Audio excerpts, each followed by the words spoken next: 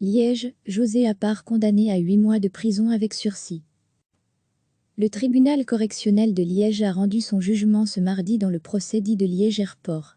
L'ancien ministre socialiste, vice-président de l'aéroport liégeois, a été condamné à 8 mois de prison avec sursis.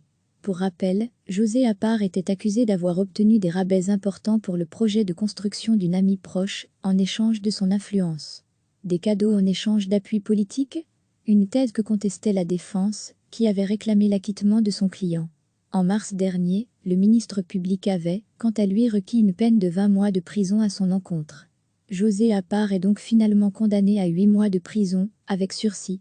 Dans cette affaire, José Appart avait refusé une transaction pénale. Il avait donc choisi le procès pour démonter, dit-il, la partialité de la justice liégeoise à son égard. À noter que l'entrepreneur Christian Binet, cité dans cette affaire aux côtés de José Appart, a également plaidé l'acquittement. Il avait lui aussi refusé la transaction pénale.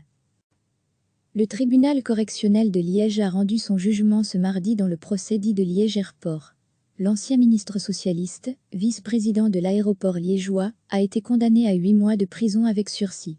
Pour rappel, José Appart était accusé d'avoir obtenu des rabais importants pour le projet de construction d'une amie proche, en échange de son influence. Des cadeaux en échange d'appui politique?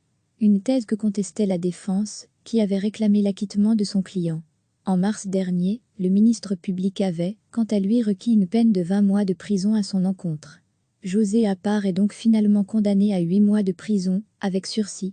Dans cette affaire, José Appart avait refusé une transaction pénale. Il avait donc choisi le procès pour démonter, dit-il, la partialité de la justice liégeoise à son égard. À noter que l'entrepreneur Christian Binet, cité dans cette affaire aux côtés de José Appart, a également plaidé l'acquittement. Il avait lui aussi refusé la transaction pénale. Cliquez sur s'abonner pour recevoir les dernières nouvelles.